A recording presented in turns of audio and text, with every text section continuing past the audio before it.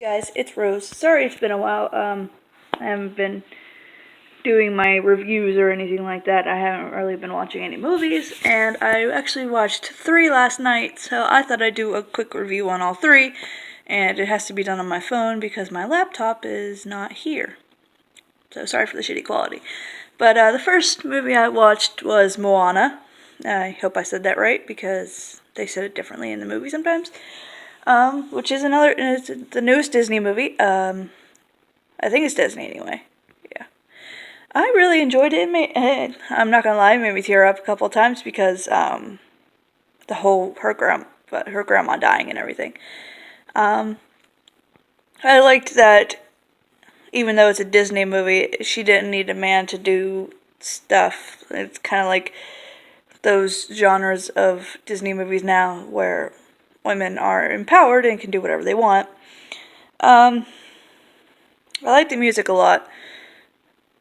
I didn't really like the crab guy. I didn't like his song. It wasn't that good. Um, I liked that they had pretty much all newcomers and stuff besides The Rock. Well, I liked that they had the lead as a newcomer instead of somebody that's actually well known. And they actually all did really well singing. I'm surprised that because Nicole Scherzinger was in it, that she didn't have more of a singing part, seeing as how she's from the Pussycat Dolls. I figured she'd have more of a part in it. But I enjoyed the movie. It made me cry a couple times because the whole grandma, like I said, the whole grandma dying thing, and like I lost my grandma before I was even born, so I never really got to know her. And it just seems like that in a lot of these movies, in a lot of Disney movies, people die. And it's really sad, but at the same time, in most Disney movies, at least lately, they have a way of like talking or still being around in the movies. Like Mufasa being in the fucking sky in Lion King, and her grandma turning into a stingray, and stuff like that. It's like, I'm gonna be a Disney princess if I can fucking just talk to dead people. Fuck. Sign me up for that shit. Other than that, I really liked it. I liked the fact that it was something different, even though it's something that's been shown 100 times. They still have ways to vary, make it different. I liked that I actually learned the name for, the actual name for, like, the Hawaiian people and stuff. Because I didn't know that they actually had a certain race, I guess. That's the word I'm thinking of, but maybe not, and if it's not, I'm sorry. But the Polynesians, I didn't know that was a thing, and I felt real stupid for not knowing that, but I learned something new.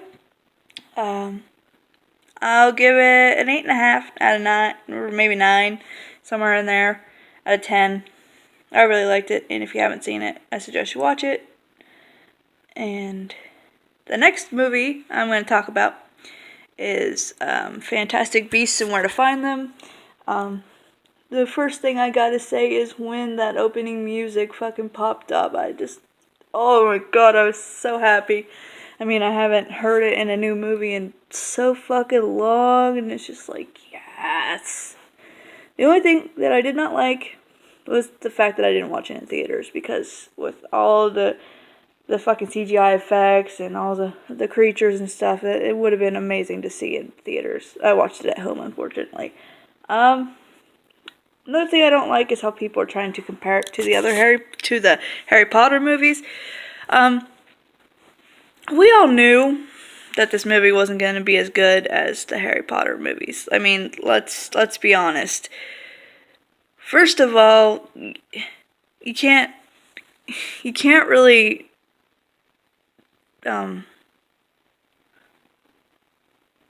compare them. The Harry Potter movies were very well thought out. I mean, they were years upon years. You had time to learn about the characters, and this is more about the creatures than the people. Honestly, it is.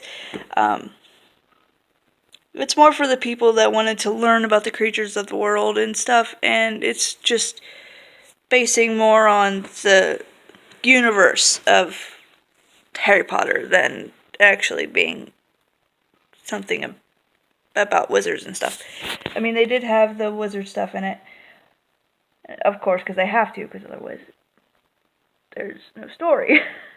Honestly, I didn't even know there was a story until the movie came out, because all I've read was the actual book, The Fantastic Beasts and Where to Find Them. I also enjoyed how they put that in the movie. That was awesome. A lot of people said that they didn't get the characters and stuff, and that they didn't have really that good of a connection and stuff. And honestly, I think they did. I got to like them a lot, and it's just in such a little amount of time you had to get to know them, so every scene was like very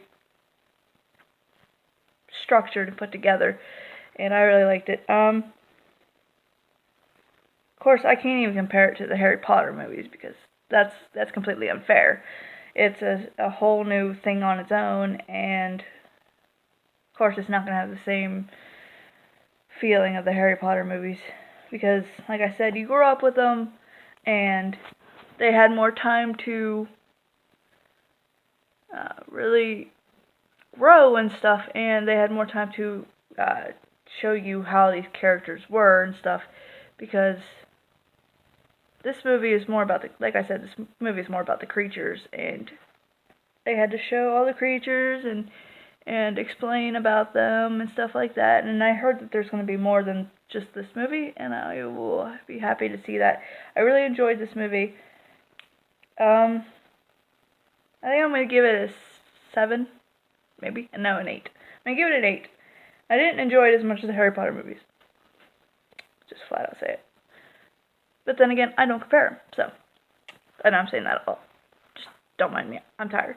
But, yeah, it's a good movie, and if you enjoy the Harry Potter universe, go see it, but don't expect a lot of, don't expect too much, because this is a completely different story. It is. It's set in the 1920s. I mean, come on now. And I liked how they added Johnny Depp at the end. That was awesome. That reveal, though. The next movie I'm going to talk about is Assassin's Creed. I've played a little bit of the games. I haven't really gotten into them as much as I want to. I need to eventually. Maybe I'll stream them. Who knows? A lot of people, just like the last movie that I talked about, seem to not really like it. I liked it a lot.